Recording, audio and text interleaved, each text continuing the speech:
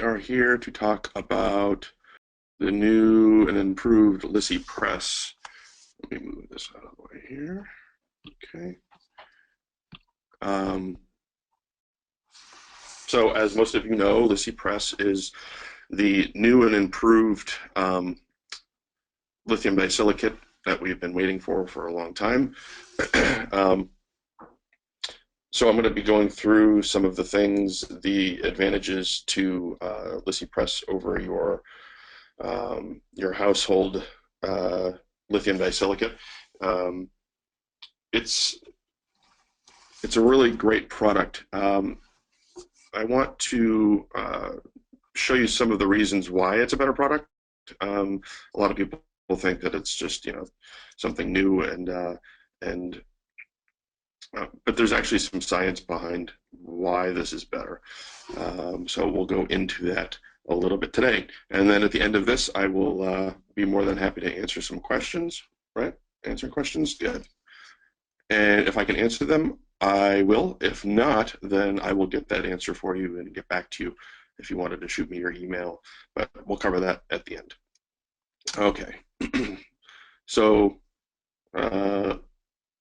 well, what I should say is LiSi Press is a GC initial product that was launched late last year, and we've got all the shades now. We've got all the ingots, and I'm telling you, it's really quite an improvement over what we're all used to. The biggest thing is basically lithium disilicate is it's a type of crystal, right?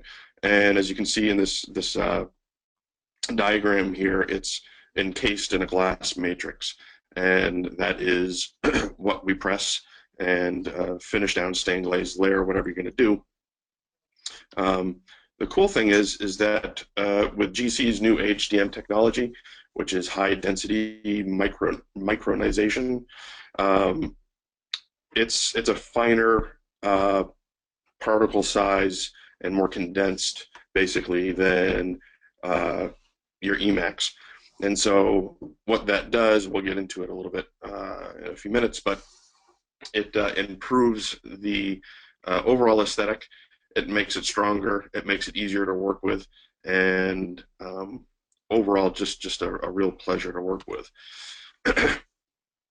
So here you can see that we've got the Emacs, and as we all know from using Emacs over the last 10 or 15 years or however long it's been, we all deal with reaction layer, and this is something that I can honestly tell you do not have to deal with the LiSi Press, and basically that is due to the glass matrix. That there's less of that glass matrix. And so you're not getting that investment and glass matrix mixing on the surface, which is causing that reaction layer. You can see down at the bottom, just after glass beads, there's quite the clean finish line, and so what this will do for you is it will save you time. What is it, 15, 20, 25 minutes in the Invex liquid, and then you also don't have to buy the Invex liquid, which I don't remember how much it is, but it's just that one extra added cost. So it comes out much cleaner and much easier to refine and finish. And I would say the biggest deal for me with this is not so much dealing with a reaction layer or not dealing with one. It's being able to finish in your margins and those finer points with less chipping, and you don't have that sort of rough orange peely surface due to the reaction layer, and so you can really refine your margins and your restoration much easier, and it's a lot more time efficient, I guess you could say. Okay. It's also stronger than Emacs. We can all argue about how important strength is, but it is nice to see something a little bit stronger than Emacs. it's 450 megapascals at least, and then with bonding and correct bonding and everything, you can even increase that a little bit more. So the cool thing is that you've got something that's easier to work with. It's actually easier to grind on, and you're getting something that's that much stronger. We're all used to grinding in zirconia, which is super strong, but it takes forever to grind, and it's not as forgiving as this new and improved LiSi lithium disilicate. Okay, so I'm just going to go through a case that I did. It was mostly for this webinar to share with you guys. These are 6 milled wax units. These were used using the Nondis library on 3Shape, and then milled in this cool blue wax for your visual pleasure. So it's basically the same rules apply. The learning curve is very, very small. You don't want to go past 0.7 grams. I'm sure you have all pushed that limit, as have I, going up to 0.8 or whatever. But safe zone is 0.7 grams max. And what I did with these 6 units is I invested them each in a 100 milligram investment ring. All right, and it's basically, like I said, the same rules apply as far as your sprue length and all of that. However, you actually have a little bit more leeway with your angulation. You can get a little closer to the investment ring, as you can see here. I remember first learning how to do Emacs, and I actually had a 10 millimeter gauge that I would slide into the circumference of the ring to make sure that my units were not too close, but yet you didn't want them too close to the center of the ring either. So it was, it was one of those things that I was very paranoid about when I first started doing this. But only 5 millimeters is required with the LiSi press, so you just have a little bit more leeway to to put your units in there. So I've heard a lot of people using different investments for the LiSi, and that's fine. I know a lot of people use Zubler, a lot of people use whatever. I've even heard of people using the Emacs investment, speed vest or whatever it's called. I personally can't stand that stuff. I think it's very frustrating to use, and it hasn't been updated or improved upon, so I haven't used that in many years. But the LiSi Press Vest, I will say, is extremely easy to use, and there's a huge working time. I've actually tested it. I mixed it up and then quickly made a cup of coffee and a Keurig and went back and invested it, and I still had plenty of working time. So if you have some units with really finite anatomy and detail, and you really want to make sure that you're not going to get any of those micro bubbles in there, you've got plenty of time to work with that. So the mixture I'm currently using is 16 liquid and 9 water per 100 grams of investment, and I'm very happy with that. I haven't had any issues. If anything, I might add a little bit more water to make them a little tighter, but I would encourage you guys that if you want to try this, to maybe start with 16 and 9 and then see how that works for you, and go from there. All right, so I'm going to mix it for a minute, 350 to 400 RPMs. Okay, and then after I've invested them, I let it sit in the ring for 25 to 30 minutes. And then one thing I did not add into this was I always let it bench set out of the ring for about 5 minutes. And then I clean the flash off the ring, put it in the oven for the same temperatures we're all used to, 1560 degrees. It's not Celsius, it's actually Fahrenheit. Sorry for the typo there. So a lot of this is very very familiar to us all. It's nothing too new. Uh, so that's nice. So with this case, I did the four interiors with MTB1 and the cuspids with, or canines with the MTB2 to give it a little bit of contrast. These are the pretty ingots here. I'll say a few things about the ingots. Sometimes, you know, with the Emacs, you're used to maybe stacking two if you have a lot of units in a ring. With this, you can totally do that. However, the printing that you see, as nice as it is on the surface of the ingot, it's definitely a tattoo. So if you stack two rings or two ingots on top of each other without cleaning one of those off, the one underneath, then it will definitely get into your press, and none of us want that. So give it a quick sandblast or grind it off, whichever way you want to do it, but it only takes a second. I clean them off and then stack them. One thing I will say about the MT ingots, which is medium translucency, they're just absolutely beautiful. They've got a beautiful translucency without graying out, and I think that that's one of the things that we all have been battling with for a long time, was dealing with the grayness, especially with more of an HT ingot. And with LiSi, they've got the LTs, low translucency, MTs, and then they've got some MOs and HOs for your more opacious core. But instead of having an HT, they actually have what they are calling an enamel ingot. So if any of you use GC ceramics, you have your E57 through E60 for your enamels.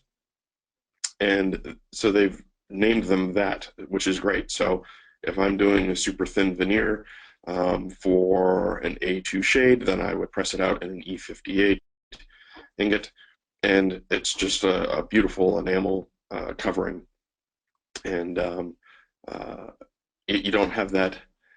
They're not trying to put chrome or hue or chroma into that ingot. They are just replacing the enamel, and it's quite lovely.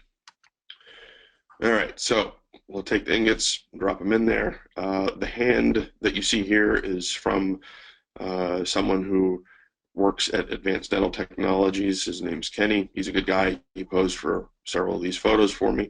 I would never put an ingot in with my fingers, but that's just me. I think it would singe off my guitar calluses and wouldn't be able to play that night, and that would bum me out. So I always use the tongs to put the ingot in there, but do what you will.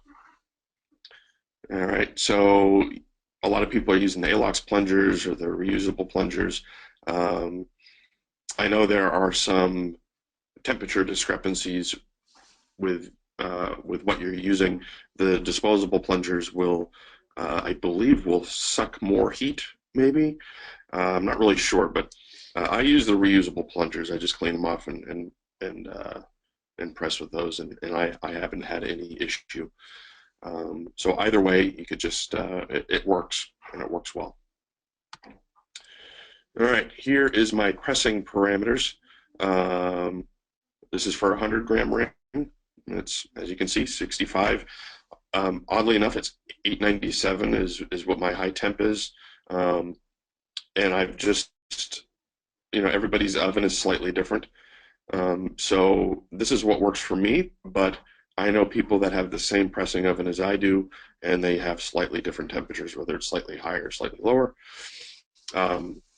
So if you want to start with this and then go from there, I know GC has some different pressing parameters for different ovens, whether it be Dikema or what have you.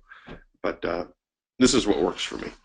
All right, and then for the 200-gram ring, I bump it up to 910 with 15-minute hold. And actually, interesting enough, I gotta go see 65 degrees per minute up. rise. I've got 65 there and 60 there. I might have accidentally bumped that or moved it or changed it. But anywhere 60 to 65, it works quite well. All right, this is not my devest. I stole this from GC out of their webinar, their presentation, which a lot of the photos and facts that you're getting from me come straight from GC and their findings. So, but this is an A3. Obviously, I didn't press with A3, but yes, it's devested with glass beads. I know some people are super picky about what pressure you're using, but I just make sure it's not taking my fingers off, and you know, I don't want to sit there for an hour devesting one ring, but you don't want to overblast it as well. So I would just do what you've been using as far as that goes. All right, so here's kind of a cool diagram that just shows you the two things that you don't have to do with the LiSi. You know, with Emacs, you press, divest, you had to blast it with glass beads, and then hydrofluoric acid, and then clean it off again with luminous oxide. You get to take out the acid and the alumina out of the LiSi press, which it does save you. It says 15 to 20 minutes. I would say it saves you at least 30 minutes, because it's 20 to 25 minutes in the acid, and then you've got to rinse them all off, dry them, and then reblast them again. And it does take quite a bit of time. So that's a really nice a really nice thing to not have to deal with. As you can see here, you've got the Emacs press on the right and the LiSi on the left, and they do come out like that. They come out super clean, and you don't have that reaction layer that you've got to chase away. And you know, when you're chasing away that reaction layer, whether you're grinding it off or you're blasting it off, you're losing any texture that you've put into that crown. You've spent hours at the bench perfecting this, and then you're just going to blast it all away because of this very irritating reaction layer. I think we've all just gotten used to it over the last 10 years or however long it's been, and so it's just kind of par for the course, right? But it is really nice to not have to deal with that anymore. So it comes out really smooth. Okay, so this is after devesting, cutting off the sprues. Typically, when I'm fitting my restorations, I will fit them on the model first before grinding the sprues off, just because I want to make sure that all the important parts are intact. My margins, my contacts. I mean, contacts can be fixed, but you know, just before I start hacking away at the sprue, I like to make sure everything is good and on the model. And then below, obviously, it's a rough contour in, finish in. For finishing, you can use whatever you've been using. I use the Diacools from Wagner, which work really well. The 404 is the main one that I use, and it really keeps the heat minimized while you're grinding.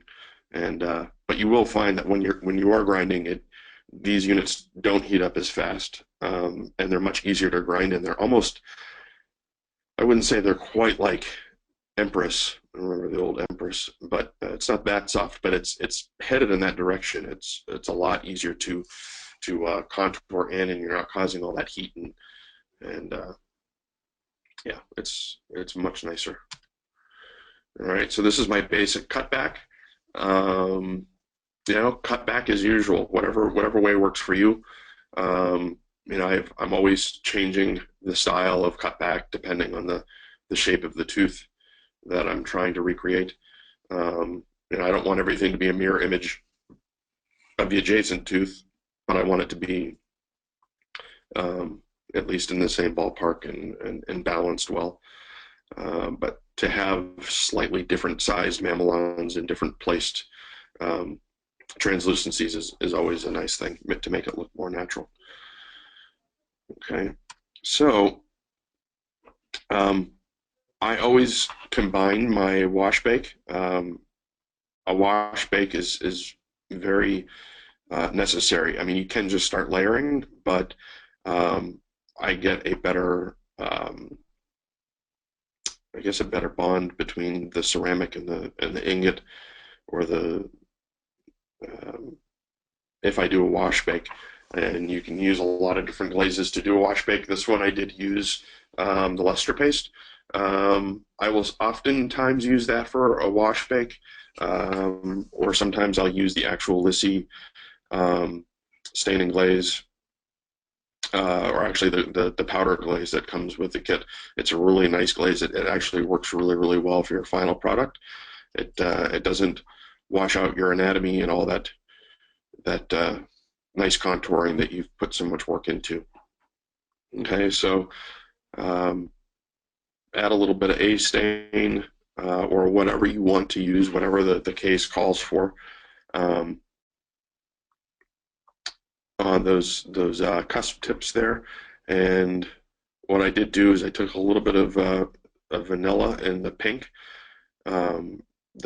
gum luster paste, and I mixed it. I don't really remember what the percentage was, but oftentimes in younger teeth especially, you'll see that the mamelons have a slight salmon-y pink color to them, actually sometimes more pink than anything. And so I like to put a hint of that inside some of my multi-unit restorations. Let's see, I put just a hint of blue or gray interproximal, which I will highlight more with the ceramic, but again, depending on what you want your mesial distal line angles to look like. All right, so I will admit something. In my haste to get this case done, I forgot to take a couple of pictures with different ceramics layered on there. So I'm drawing you a diagram of what I put where. I made this a very basic buildup. Typically, I'll use between 5 and 6 powders on a multi-unit restoration. And I mean, obviously, it really depends on the patient and what they're looking for and what we need to achieve. But there's nothing worse than just having a single enamel put on your cutback. You need to have a little bit more than that. You need to have a little bit more specular, how do I put it, natural effects in there. You need to have a little bit of blue, a little bit of gray, a little bit of clear, or whatever you need to use to make these come out really nice. Even if it is a micro layer like this here, you can. It doesn't take much longer to enhance your layering by just mixing up a few other powders and applying them to your buildup. So what I've done here is I used the TM05, which is a gray. It's a translucent modifier gray, and I use that for the distal line angle embrasure there, and then the TM01, which is the blue, for the mesial. And oftentimes what I'll do here is, if I'm going to go ahead and build to the final, right, just put all the powder on there and fire it. Something that you might want to try doing is these little modifiers where you want to keep the contrast. As you can see in the mesial midline there of 8 and 9, I've got a pretty harsh cutback there with that mamelon. And so what I want to try to do here is create contrast between the translucent modifier blue and that mamelon. I don't want to cover the mamelon with it, because that's would defeat the purpose of putting any kind of stain on there to make that mamelon pop. But what I'll do is those translucent modifiers, I'll actually mix them with glaze liquid, and what that does is it's obviously much thicker, much more viscous, and it will lay in those grooves really well, and it won't blend with your other ceramics, so you can achieve that contrast much easier. And just a little trick if you guys haven't already tried that. I'll usually highlight my the middle third of my incisal edge with some clear fluorescence, which is the CLF, and that mimics the dentin enamel junction. In natural teeth, there is a super finite layer of very fluorescent clarity, and what that also does is it adds a little bit of depth to your restoration, but it also enhances those mamelons. That makes them come through quite nice, and they don't get buried in your ceramic mixture. All right. So then after that, I will use enamel 58, or I might mix a little bit of enamel and neutral, or it really depends on what I'm trying to achieve. But for simplicity's sake here, I just used it straight up. I didn't really do any mixing of ceramics on this restoration. And then I will highlight those mesial distal abrasures and line angles with TO, which is by far my favorite powder. I don't use it all the time, but when I do, it's a lot of fun. It's just a translucent opal. It's almost clear, but it has a nice opal blue tint to it. But it's a really nice powder. If you haven't used it yet, definitely pull it out of your drawer and play with it, because it really gives a nice final enamel layer effect. All right, so after that, I will fire it. One thing I didn't add to the slideshow here was the temperatures that I use. So let me go back to this here. All right, so after that's all layered, I will put it in the oven. The suggested high temperature is 760, which is 10 degrees Celsius higher than Emacs, Emacs Ceram, if I'm not mistaken. I haven't used Emacs Ceram in a long time, so correct me if I'm wrong. But I like that slightly higher firing temperature, which means I can glaze slightly higher and not lose my texture and my incisal detail. So yeah, I'll put it in low temperature of 350 or 400 degrees Celsius. I do about a 35 degree per minute climb. Often what I do is I will have it hold before the vacuum kicks on. I'll have it hold at about 550 or 500 and hold it for about 2 minutes. And what that does is it burns out any of the little impurities that you have in your buildup liquid to make sure that that's totally dry.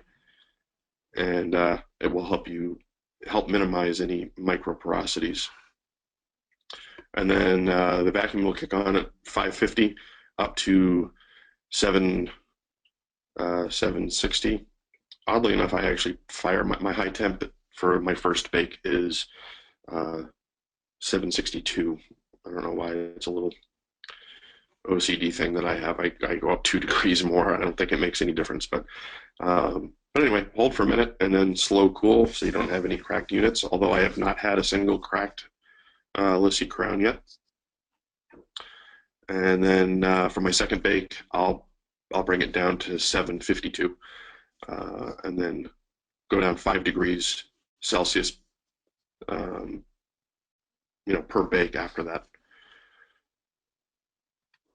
All right.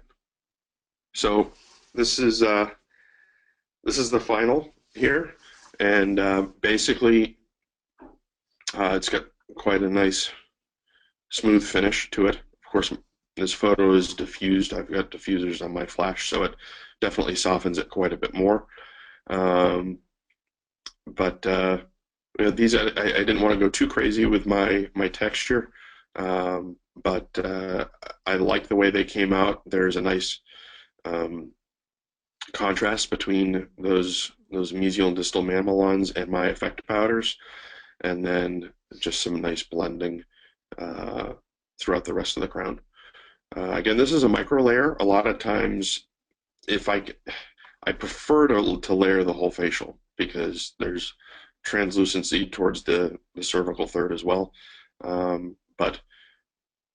And you don't have that that line of, you know, layered meeting monolithic. But I found with the LiSi Press, even with the minimal layering, micro layering, or whatever you want to call it on the incisal third, it blends really, really nicely, and it polishes beautifully. These are actually pumiced afterwards with Noritake pearl surface, and you know, I love it because I don't see that junction of ceramic meeting monolithic, and so it came out quite nice. And then go to the side view and get some nice little textures and contours in there, but not too much. And there you go. So again, my glazing on this was glazed at my first glaze was 725 degrees Celsius, and then I did glaze a second time, but only on the monolithic part. I didn't want to glaze over my layered portion again, because I wanted to keep all those nice little textures and paracomata, or my attempted paracomata. And so the second glaze was done on 715. I actually lowered it, or 720. Again, it depends on your oven and the surface that you're looking for, the glaze that you're looking for. I prefer to underglaze rather than overglaze, and then bring it up, and I can control that final luster with my polish and my pumice. Glazing, I think, is much more difficult than people, you know, proper glazing is much more difficult than some people are willing to admit.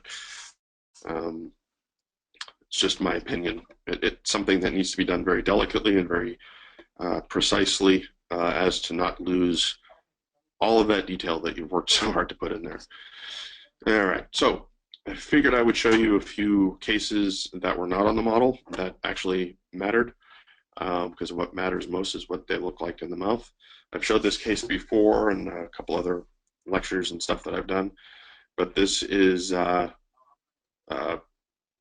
restoration in the mouth that I did with Dr. Miles Cohn up in Portland, Maine. I won't go through the whole process of doing this, but it's basically monolithic on the lingual. I did a micro cutback all the way down to the cervical third, or all the way down to the margin, excuse me. I gave it a wash bake with Lizzy, and then I also did an internal staining. And then I did an enamel layering, micro layer, again, all the way down to the margin with E58, and I used TO, translucent opal, and then I also used EOP2, which is an opal 2, or yeah, opal 2, which is not a super white, but it's more of a white opal. And this went right in, no adjustments. Patient was happy, went out the door, in and out in less than a half an hour. And as you can see here, that's the restoration there. It came out really nice. And I do this to a lot of my photos so I can see how well my restoration has picked up on that tissue color. It absorbed that, because natural teeth do this, but so do your restorations, which is one of the things that can really make or break your restoration. But this picked it up really nice and looks, I don't know, I think it looks pretty good. All right. Here's the second one for anteriors. This lady had some old Dicor crowns from way back in the day, and they were definitely a biological width invasion of the tissue. So we fixed her up and gave her some new Lizzy crowns. This was pressed with MO1, medium opacity 1, which I really like that ingot for more of a coping press and then layering on top of that. And so yeah, these are fully layered. There's nothing monolithic about these. They came out really well, and she liked them quite a bit, and so do I. So it's a good restoration. So anyway, thank you very much. That is the end of my presentation. I hope that I covered enough However, you guys can totally ask me some questions. Before the questions, I will bring this up. Okay, yep. So the next webinar here at CAP will be in April, unlocking the power of 3D printing in your lab and all that good stuff. That's happening on Tuesday, April 11th at 11 a.m. And yeah, so feel free to join that one as well. All right, I shall take some questions now. Let's see.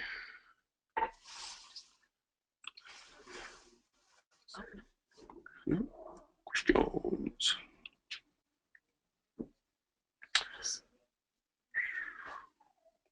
All right. Hey, Vadim. Happy birthday. Thanks for tuning in. All right. Recommend what press investment? This is from Danny Chu, I think. So I like the LiSi Press investment. It's, like I said, it's got a long working time, a beautiful, it's just beautiful. I don't know why I use beautiful. There's nothing beautiful about investment. Either it works well or it doesn't, right? So I like it. It works well. It's got a long working time. I haven't had any issues from it, and that's from GC America. Okay. All right. Will it gray when fired as Emacs does? That's the one thing, not the one thing, one of many things that has been improved upon. And a lot of that has to do with that glass matrix that I talked about. When you have so much of that, it's not as aesthetic, and it does gray out quite a bit when you fire it. And so no, you won't get that gray effect. I haven't dealt with that at all. So it's really really nice. One thing I'll say too is with the LiSi ceramic, it is so much easier to use. I don't know if I'm sure you guys have used the Emacs ceram. To me, when you're trying to control the moisture, either it's too dry or it's too wet. When it's too dry, it's very fluffy. It just kind of, there's no stability to it. And so getting it off the model and onto the peg and all of that stuff without just completely ruining your layering, for me, was very frustrating. So that's another nice feature. Okay. GC recommends 25-minute hold time. You do 15. I do 15. Like I said, it really just depends on your oven, and yeah, I mean, 15-minute hold is working well for me. Will this be available for rebroadcast? I believe so, right? Yep. No bullseye either, Jason, nicely. I'm assuming you're thinking about or talking about when you cut the sprue off and you have that gray circle where the sprue was. Yeah, I haven't seen that. But yeah, that can be very frustrating to try to hide that with your staining glaze. So yeah, haven't had to deal with that. How long is my pressing time? I press a small ring in about 15 minutes. It's faster than Emacs. So yeah. Thank you very much, Marta. We have to catch up and chat pretty soon. It's been too long, and I still have your photography book. So if you're listening still, I still have it. It's safe. All right, and thank you. Okay, Roberto Borelli says, been using Zoopla investment, tried LiSi Press Ingots, occasional problem with porosity on the surface. Okay, porosity on the surface, that could be a few different things. Maybe Well, I don't know. It could be several different things. Maybe it's pressing too hot. That was my issue initially when I first started using these ingots in the trial phase.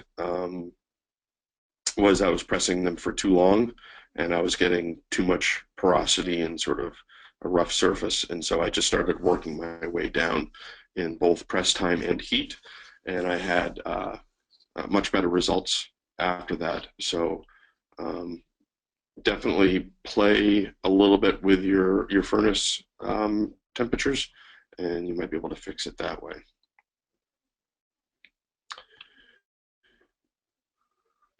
Oh, Heather Marie, good question. I did not bring up the spray. So GC has this reaction layer inhibitor, right? It's like some sort of spray. It kind of looks like milk, actually. Um, I actually I just stopped using it. A lot of people like it. I would say the majority of the people that I've talked to, other GC KOLs, are not using the spray. Um, I haven't had any issue without it. I just prefer not spray anything on there. Okay. On a molar press, this is from Stuart Zane.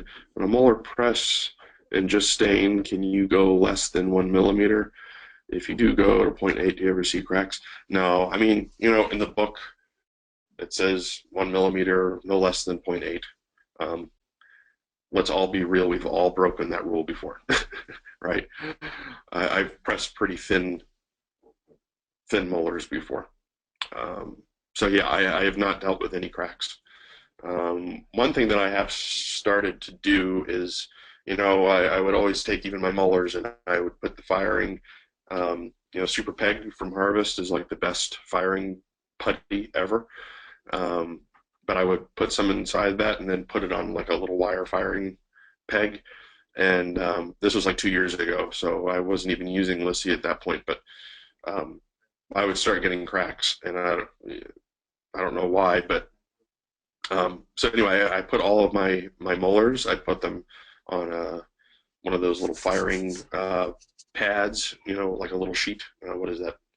Some sort of fireproof firing stuff that you put on your honeycomb tray. So I put it right down on the tray, and haven't gotten a single crack. So I don't know. I think because when you elevate it, it's a hotter, and maybe I don't know. Try that though. But yeah, no cracks. I'm mumbling here. So what are the recommendations as far as bridges? So I've seen a few people, uh, very good technicians, sort of break that rule of what is it, like 15 millimeters long, the span of the bridge. I've seen people press out 4 or 5 unit bridges with this stuff, and I don't really like doing that. I prefer to do single units, and if I do a bridge, it will be you know a small span of a central lateral cuspid. I'd rather not go any longer than that. Okay, can press button be reused? I don't reuse them. Once, when you're pressing, it gets to that honey consistency, and everything is sort of rolling over itself, and it's pressing into this mold. And then for me, if it's already been used, I would just I'd rather just start fresh with a new ingot. So I have done that before. I've tried it, and it works okay. But no, I've never tried it with LiSi. I've tried it with Emacs, but it always seems to deaden it even more with reusing that button. So it's not something I like to do.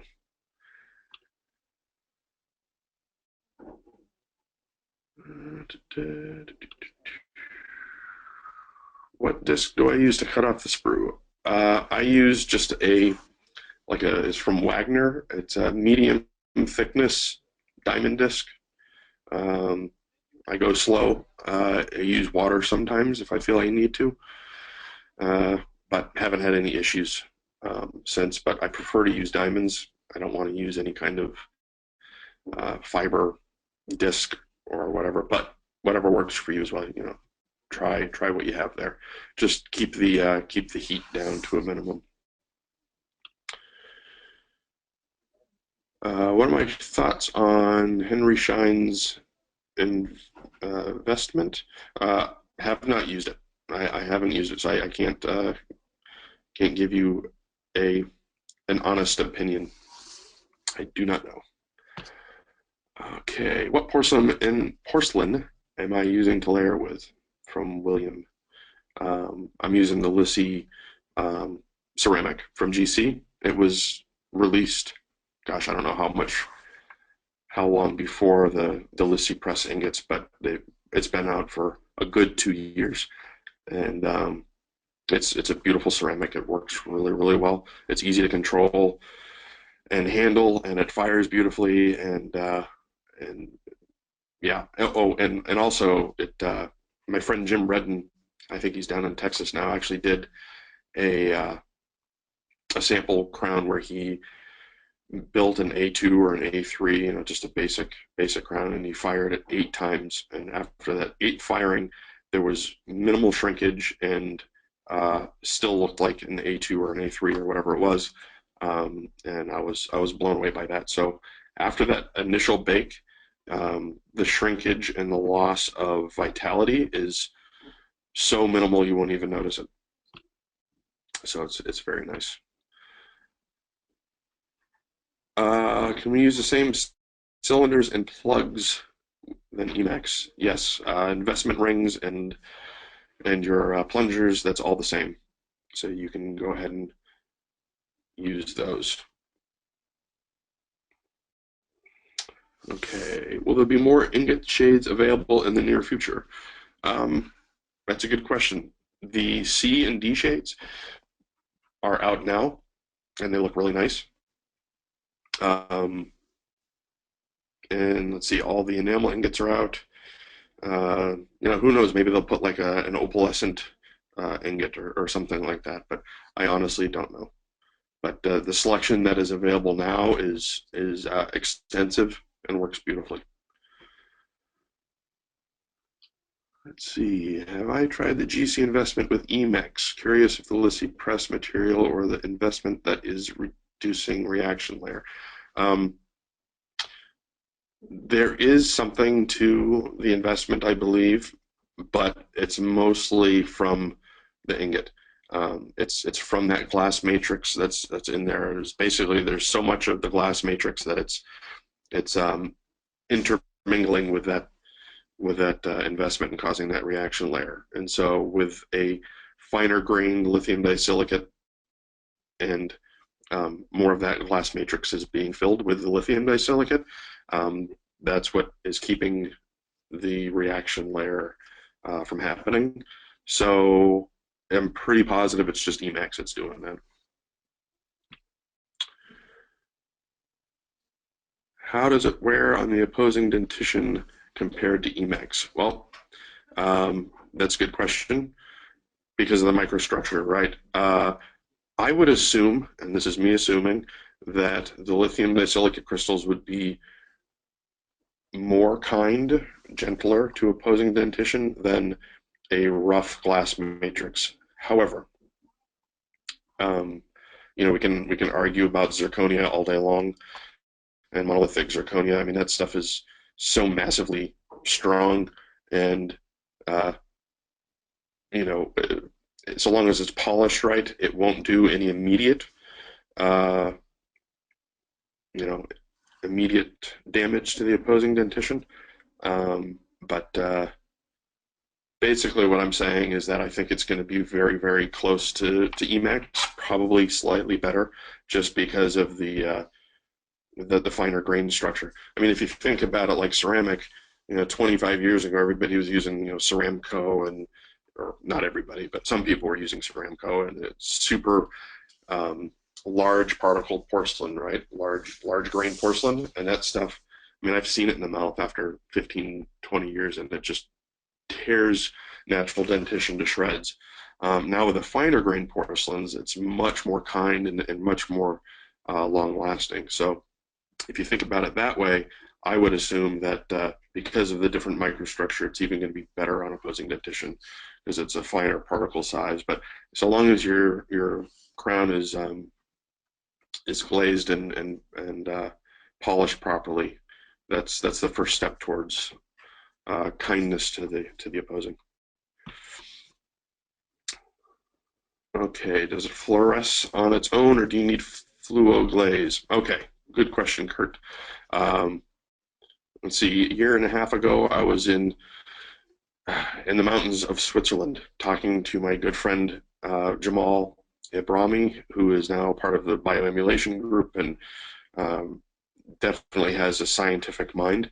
And we were talking about glazes and all of this. And I don't want to bore you, but he said that people don't understand that the majority of fluorescence comes from the dentin and very little comes from the enamel. So putting fluorescence glaze on the surface, it's not natural. It will obviously it will help if it's something like zirconia does not have any fluorescence, so you want to have something on there. But the nice thing about the LiSi Press is that from what I've seen from some of these photos that people have taken under black light and fluorescent, using the fluo eyes and all this stuff to measure fluorescence, is that it's much more fluorescent than Emacs. So your core is more fluorescent, which is good. It's kind of a long answer to your very short, direct question, Kurt. But you don't need fluo glaze. That's what I'm trying to say. All right. Are there shade guides for the LiSi Press? And if there are, how well do they match up to the actual product? Very good question. I have not seen a shade guide. I do not own one for LiSi Press. There is a nice chart, and I apologize. I should have put it in here, of what ingots to use for what shade. And I've actually seen some of my other friends in the field literally just polish monolithic, medium translucency A1 and then hold it next to an A1 shade tab, and it's pretty darn close. I mean, it's spot on, definitely. Okay, what is the best way to glaze LiSi Press full contour? All right, so basically what I do is after I've done contouring and finishing in my margins, checking my occlusion, all of that good stuff, I will give it a light sandblast with luminous oxide. And that's for monolithic. If I've done any layering, I have some different finishing tools that I use so I don't have to sandblast my layered ceramic because it takes away all of that surface texture. But if it's monolithic, I give it a light sandblast, and then I use the Lustre paste, and that works beautifully. I can get really good results with that, and there's like this synergy that happens between the LiSi Press and the Lustre paste. It just looks beautiful, and it glazes so well. And you know what? I don't get as much of that. I think we've all experienced this, right? So you're done with your Emacs, and you put it through the Invest liquid, and you've sandblasted it off, and you finished it down, and you've sandblasted it again. It's almost like if you don't get rid of every little, if you haven't cleaned it well enough, or you haven't smoothed it out enough, or whatever you're contouring, whatever you do for contouring, you glaze it, and it comes out, and it's got this sort of orange peely surface texture, and it drives me nuts. I hate needing to reglaze something just because of that, and I haven't had to deal with any of that with the LiSi Press. So after a luminous oxide blast, and then I steam it, dry it off, because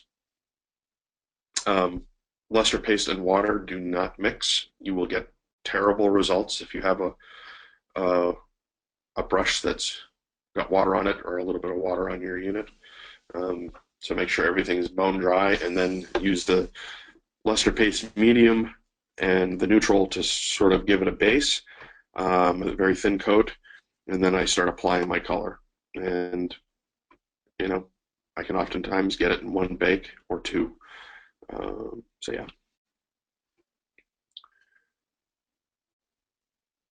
Oh, good question, Renee. Chart recommendation of what ingot to use with what stump shade, or just the same as Emacs chart, roughly. Yeah, I mean, I've been just kind of going, I don't use the whatever Emacs or Ivoclar has recommended. I think, after a lot of time doing these, you can kind of judge the thickness of your restoration versus what the stump shade is and what you need to press with. So I would just kind of stick to what you've been doing. The only difference might be is using enamel shades, because there's no chroma to those. There's no color. It's just an enamel color, or an enamel translucent. So that one you might have to be a little bit more selective of. Okay, do I have a personal favorite ingot selection guide, particularly in the interior? And it's from Sarah. Thanks, Sarah, for the question. Gosh, I don't really have an ingot selection guide for the interior. You know, let's say we're doing veneers, but they're aggressively prepped veneers, and I've got a stump shade of ND2 or even ND7, which is slightly lower value, and the patient wants an A1 shade, or let's say an A2 shade. I would press it MTA1. I would cut back and layer what I wanted to layer, do some internal staining, and then layer it, and then bring that up to an A2. Either with, if it's a micro layer, I would do some cervical staining to bring that up. If it's a full layer, I would achieve that final shade with internal staining and also, fluodentin, which is really nice to, it's not as opacious as the dentin, and then go from there. So I don't really have a personal favorite ingot selection guide, to be honest with you. I kind of, hopefully the doctor has given me some photographs, and I will, let's say if it's the 4 interior crowns, I'll sort of study the cuspids, and even though the cuspids are usually slightly darker and more chromatic, I'll judge, what enamels to use, and yeah. So I wish I had a more direct answer for you, but I don't. It's kind of, some of it's go with your gut, and then some of it is just seeing how thick your restorations are and how dark that stump shade is. But I've been using MT ingots for a lot of stuff, so yeah, it's working well. Okay, Roberto, what glaze do I use? So for monolithic, I use the Lustre paste from GC, and if it's layered, then I will use, for Lizzy, I'll use the Lizzy powdered glaze powder, which works really well, and it doesn't wash out your anatomy.